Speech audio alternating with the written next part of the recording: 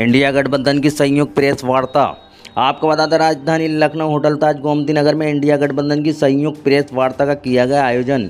इस प्रेस वार्ता में कांग्रेस के राष्ट्रीय अध्यक्ष माननीय मल्लिकार्जुन खड़गे और समाजवादी पार्टी के उत्तर प्रदेश सरकार पूर्व मुख्यमंत्री राष्ट्रीय अध्यक्ष माननीय अखिलेश यादव और इंडिया गठबंधन के लखनऊ लोकसभा प्रत्याशी रविदास मल्होत्रा, कांग्रेस व सपा के पदाधिकारी कार्यकर्ता मौजूद रहे। ABL 24 न्यूज से लखनऊ मंडल ब्यूरो फहीम खान की खास रिपोर्ट।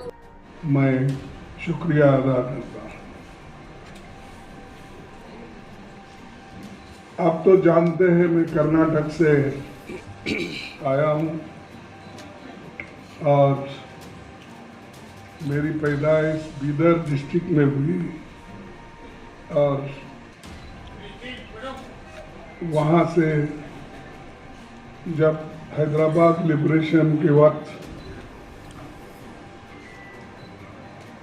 वहाँ पर थोड़ी गड़बड़ी जब हुई तब मुझे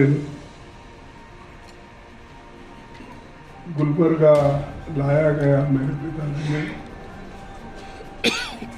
मेरा घर पूरा जल के खाक हुआ था। मेरी माँ, मेरी बहन, मेरे भाई, मेरे चाचा सभी उसमें ख़त्म हुए थे। तो मेरे पिताजी ने जो बाहर खेत में काम कर रहे थे वो उन्होंने उठा के मेरे को यहाँ गुलबर्गा में घूमते घूमते गुलबर्गा में आए और गुलबर्गा में ही थोड़ी सी पढ़ाई वहीं पर हो गई और उसके बाद में मैं एक ही आदमी अपने घर में था तो इसलिए मुझे हर चीज़ में दिक्कत होती थी। फिर मैं लेकिन थोड़ा लड़ाकू रहने से अब तक मैं जिंदा हूँ। तो ये मेरी अल्प परिचय आपको मैं देना चाहता हूँ और मैं बहुत से चुनाव लड़ा। आप लोगों की दुआ, बुजुर्गों की दुआ, बहुत से हर एक चुनाव में मुझे कांग्रेस ने जिताया और एक ही इलेक्शन 2019 का था, उसमें मुझे थोड़ा सा हिचकिचाहट हो गई। फिर भी परवाह नहीं, ये तो अपनी बात तुम्हारे पास इसलिए रख रहा हूँ कि बहुत से हमारे दोस्तों को अपने बारे में मालूम नहीं होता, क्यों और दूसरे लोग भी ये को ज़्यादा इसमें इंटरेस्ट लेके पूछते भी नहीं। कि चुनाव पूरा हो चुके हैं, इंडिया गठबंधन मजबूत स्थिति में है। हिंदुस्तान की जनता ने मोदी जी की विदाई तय कर दी है। पूरे देश का माहौल देखकर मैं विश्वास के साथ कह सकता हूं 4 जून को इंडिया गठबंधन नई सरकार बनाने जा रही है। हो सकता है आप लोगों को ताज्जुब होगा, ये इलेक्शन महीने की वजह से हर लोग बड़ा ये अचंभे से ही इसको देखते हैं और 2024 का चुनाव देश का सबसे बड़े महत्वपूर्ण चुनाव है। ये चुनाव देश के लोकतंत्र को बचाने का, संविधान को बचाने का ये चुनाव है और एक विचारधारा का चुनाव है। हम 2 विचारधाराओं के बीच लड़ रहे हैं, तो ये 2 विचारधाराओं की लड़ाई भी है। एक तरफ गरीबों के पक्ष में लड़ने वाले पार्टियां एक होकर लड़ रहे हैं और दूसरे तरफ जो अमीरों के साथ रह के अंधश्रद्धा और जो अपने को ठीक लगता है वैसे लोग धर्म के आधार पर, रिलीजन के आधार पर वो लड़ रहे हैं। लेकिन हमारी लड़ाई गरीबों के ओर से है, जिनको खाने के लिए एक वक्त का खाना भी नहीं मिलता, जिनको नौकरी नहीं मिलती, और जो लोग एम्प्लॉयमेंट के लिए तरसते हैं, पढ़ लिख के वो लोग रास्ते पे आते हैं। ग्रेजुएट बनने के बाद भी, इंजीनियर बनने के बाद, डॉक्टर बनने के बाद, डिप्लोमा होल्डर रहने के बावजूद भी उनको नौकरी नहीं मिलती। और सरकार में इतने नौकरियां खाली है, उन नौकरियों को भी केंद्र सरकार भर्ती करने के लिए तैयार नहीं है। इसीलिए हमारी जो गठबंधन है, ये गठबंधन बेरोजगारी के खिलाफ और जो कीमतें इतने ज़्यादा हो गए हैं उसके खिलाफ लड़ रही है। और मैं पहले ही बोला, एक तरफ अमीर, एक तरफ गरीब, इस जो डिफरेंस है, फर्क है, इसको मिटाने के लिए हम लोग एक होकर गरीबों की लड़ाई लड़ रहे हैं। 5 केजी चावल की भूख चल रही। मैंने 80 करोड़ लोगों को मुफ्त खाना दिया, 5 केजी देंगे। अरे भाई, फूड सिक्योरिटी एक्ट तो हमने लाया, कोई भी उस एक्ट के तहत कोर्ट जा सकता है अगर स्टॉप करे। तुमने तो कुछ भी नहीं किया, लेकिन मैं इतने 80 करोड़ लोगों को खा, आप 5 किलो दे रहे हैं ना। हम गठबंधन की सरकार अगर आएगी, हम 10 केजी देंगे, 10 केजी। पहले का जो भी है वो तो है, लेकिन 10 केजी हम देंगे। और ये गारंटी के साथ इसलिए कह रहा हूं कि हम जो करे हैं, और कर्नाटक में हम किए और तेलंगाना में हमने किया, हम तो स्टेटों में किए। ये लोग आगे देने वाले 5 केजी मैं दे रहा हूँ और मैं उसको आगे देखूंगा, ऐसा कुछ बोल रही। तो ये जो है, जो कुछ हुआ, ये हमारे गारंटी कहीं हम बोल के नहीं करें, या मनरेगा का हो, या फूड सिक्योरिटी हो, या आरटीए हो, या आरटीई हो, ये सारी चीज़ें मन से किए गरीबों के लिए। तो ये चीज़ मुझे कहना था। धन्यवाद। अब मैं धन्यवाद देता हूँ अविनाश पांडे जी का। हमारे साथ आप जिनकी बात सुन रहे थे, आदरणीय कांग्रेस पार्टी के राष्ट्रीय अध्यक्ष आदरणीय मल्लिकार्जुन खड़गे जी, कांग्रेस पार्टी के उपस्थित सभी हमारे नेता और समाजवादी पार्टी के प्रदेश के अध्यक्ष श्यामलाल पाल जी, पार्टी के सभी नेता और प्रेस के साथियों का मैं बहुत बहुत धन्यवाद और आभार प्रकट करता हूं। चौथे चरण का चुनाव खत्म हो गया है। भारतीय जनता पार्टी का झूठ जितना पहाड़ चढ़ना था, पहाड़ चढ़ चुका है। चोटी से अब उतरना शुरू हो गया है, अब लुढ़कना शुरू हो गया है। उनका काउंटडाउन के साथ साथ माउंटेन डाउन भी शुरू हो गया है। मैं अपने प्रेस के साथियों को भी 4 जून के जो सुनहरा समय आने वाला है उसके लिए बधाई दूंगा कि उस दिन फ्रीडम ऑफ प्रेस का दिन भी होगा।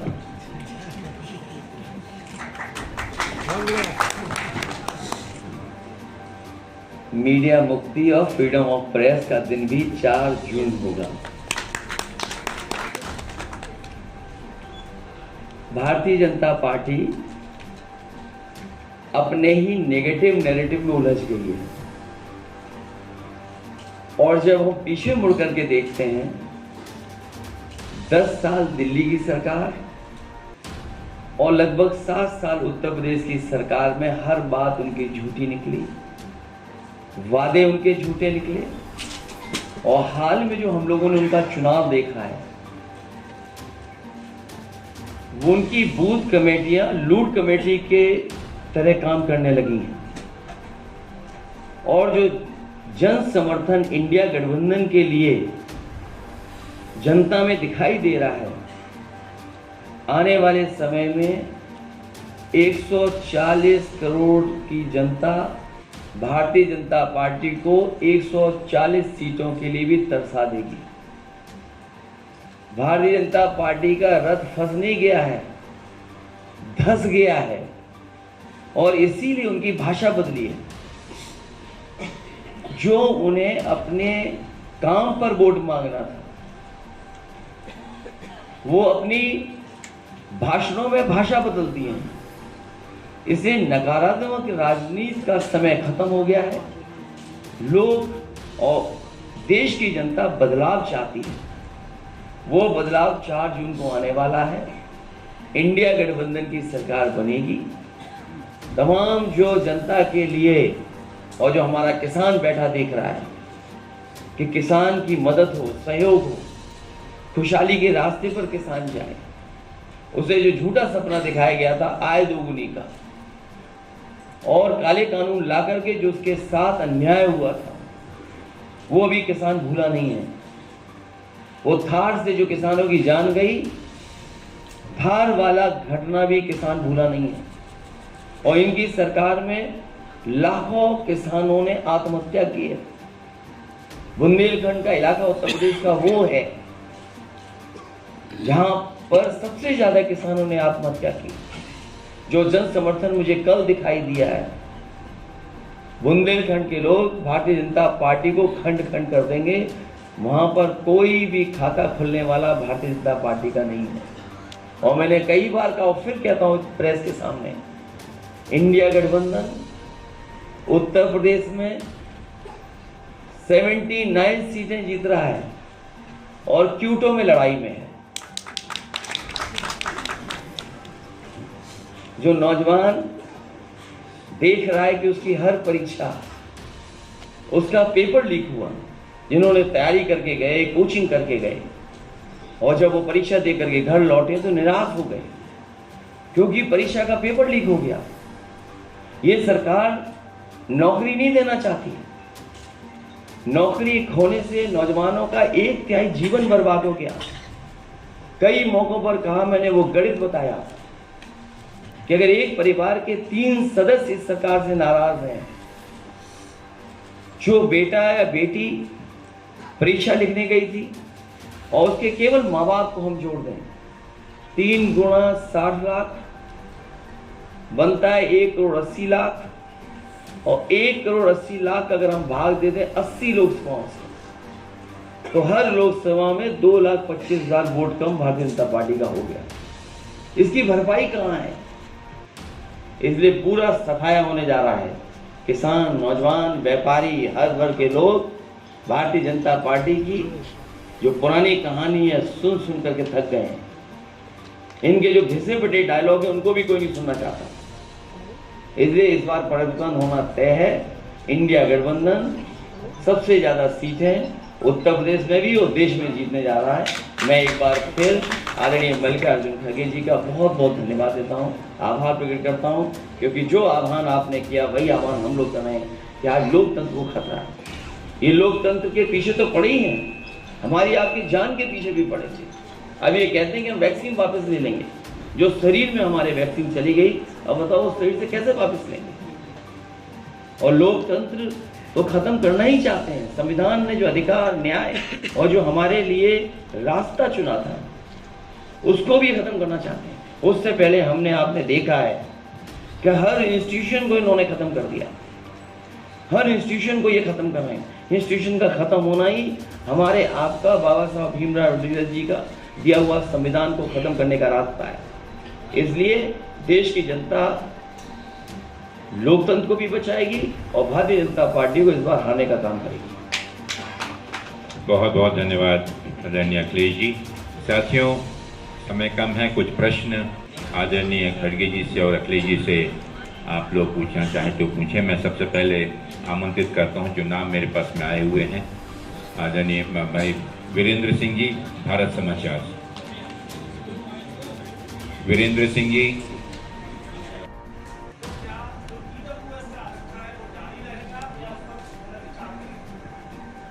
ये देखिए, सिर्फ रिजर्वेशन बचाने के लिए नहीं है, ये एक मुद्दा है कि रिजर्वेशन का एक मुद्दा है अलग, लेकिन आपके फंडामेंटल राइट्स कहाँ बचेंगे? आपका फ्रीडम ऑफ एक्सप्रेशन कहाँ रहेगा? आपको भी जेल में डाल रहे हैं, हमको तो छोड़िए, पॉलिटिकली डाल रहे हैं। आप अगर ठीक बात करें, freedom of expression, freedom of writing, ये सब चले जाएगा ना। इसीलिए हम ये बात कर रहे हैं, सबकी बात कर रहे हैं, उसमें रिजर्वेशन की बात एक मुद्दा है। तो हमारे फंडामेंटल राइट्स जितने भी है उसको बचाना एक है, आरक्षण बचाना अलग है, और उसी के साथ जो हमारे को ये प्रॉपर्टी राइट्स है, सभी है, ये सब संविधान में है, उसकी भी रक्षा उसमें होती है। इन्होंने जो अलग अलग तोड़ फोड़ के जो बोल रहे हैं, ये लोगों को डिवाइड करने के लिए वो खुद बोल रहे हैं, ये सबको मालूम है। किससे पूछ रहे हैं आप? अरे मुझसे पूछ रहे हैं।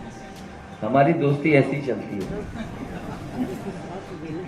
दोस्त बनाते हैं, सबको साथ लेके चलते हैं। हिंदुस्तान अजीत करेगी।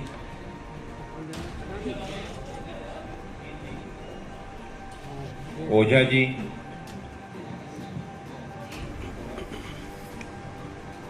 मेरा सवाल खड़गे साहब से है। कांग्रेस का जो न्याय पत्र है, यही गठबंधन का, क्या आप माना जाए कि गठबंधन का भी यही घोषणा पत्र है, या जो आपका न्याय पत्र है, जो घोषणा पत्र है, वह क्या जो आपके सभी सहयोगी दल हैं सबका वही घोषणा पत्र है, या कोई कॉमन मिडल प्रोग्राम बनाएंगे आप लोग? देखिए, ये तो हर पार्टी अपना मैनिफेस्टो निकालती है, इसके बाद कॉमन मिनिमम प्रोग्राम चुन के आने के बाद सब मिलके बनाते हैं, भाई इसमें से कौन से मुद्दों को पहले हम आगे लें, तो वो बाद में तय हो जाएगा। पहला हमको तो ये पूरा गठबंधन को मदद करो आप जरा, तो हम वो सब सारी चीजें सॉल्व करेंगे। अखिलेश जी सहमत हैं इनके न्याय पत्र से? क्या चीज? आप इनके न्याय पत्र से सहमत हैं? नहीं, देखिए, जो आपका मैनिफेस्टो न्याय पत्र है, या जो हमारे सुझाव है जनता के बीच में जो विजन डॉक्यूमेंट है, मान लीजिए जातीय गणना पे कांग्रेस पार्टी, समाजवादी पार्टी, अन्य दल सब साथ हैं। मान लीजिए हम जनता में ये कह रहे थे कि आटा और डाटा फ्री मिलेगा, अभी कांग्रेस पार्टी कह रही है कि, और इन्होंने पहले से फूड सिक्योरिटी एक्ट लाए हैं, राशन में सुधार लाएंगे, मात्रा बढ़ाएंगे, तो हमारे इनमें फर्क क्या है? हम जो बेस्ट दे सकते हैं जनता को, वो हम मिल करके देंगे। चलिए साथियों, का समय कम है। मौसमी जी, मौसमी जी पूछ लेते हैं आप, एक थोड़ा सा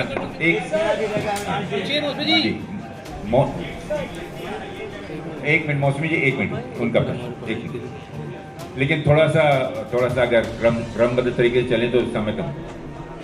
पूछिए मौसमी जी, पूछिए। मेरा सवाल छोटा छोटा है, खड़गे साहब से भी और अखिलेश जी से भी।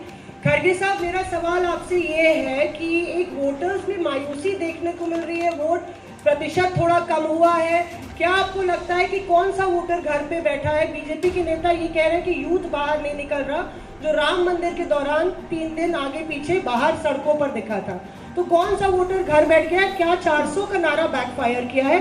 खड़गे साहब से ये सवाल है। और अखिलेश जी, आपसे सवाल ये है कि रायबरेली में कांग्रेस अभी नारा दे रही है कि आप रायबरेली से कांग्रेस के उम्मीदवार को नहीं जिताएंगे, बल्कि रायबरेली से आप प्रधानमंत्री दिल्ली भेजेंगे। तो आप कह रहे हैं 79 सीट आ रही है उत्तर प्रदेश में, इस पर आपकी क्या राय है कि रायबरेली से क्या प्रधानमंत्री भेजेंगे दिल्ली?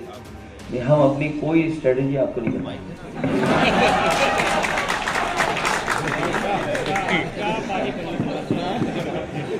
भाई किस बूथ पे बीजेपी हारी हम क्यों बता दें इनको? मैं राहुल गांधी पर सवाल उसमें भी कोई नहीं बताइए, हमारा स्ट्रेटजी का पार्ट है। अब मैं आखिरी एक है मिस्टर राजीव सिंह अविनाश जी न्यूज़ खड़गे 18। साहब से पूछना चाहते हैं 400 का क्या नारा बैकफायर कर गया उनका प्रश्न बीजेपी? हुआ है। अखिलेश जी ने जवाब नहीं दिया खड़गे साहब से कि 400 का नारा क्या बैकफायर कर गया है बीजेपी के लिए? जो कम वोट प्रतिशत है वो किसका वोटर घर बैठा है? देखिए वोटर किसका है तो अभी हम इसका सुने जवाब नहीं। दीजिए। लेकिन ये आप युवा पूरे नाराज है, इसलिए अनएम्प्लॉयमेंट, ये जो बेरोजगारी का ये है मुद्दा है, इसीलिए बहुत से युवा जो उनके आगे पीछे पहले फिरते थे अब कम इसलिए हुए कि उन्होंने जो वायदे किए थे उन चलिए, वायदों अब- को उन्होंने कभी नहीं लिया। जी आप कोई नहीं डरा है। बोलिए। आखिरी प्रश्न। खड़गे जी, प्रमोद किशन कह रहे हैं कि अगर राहुल सारी आप चीजें जरा- आप- वो नौकरी दी जाएंगी। ये इंडिया गठबंधन के मैनिफेस्टो में भी है, समाजवादी पार्टी के विजन डॉक्यूमेंट में भी है कि जितनी सरकारी नौकरियां हैं उनको भरा जाएगा, प्राथमिकता पे नौजवानों को नौकरी मिलेगी। बस साथियों बहुत बहुत धन्यवाद। मैं धन्यवाद देना चाहूंगा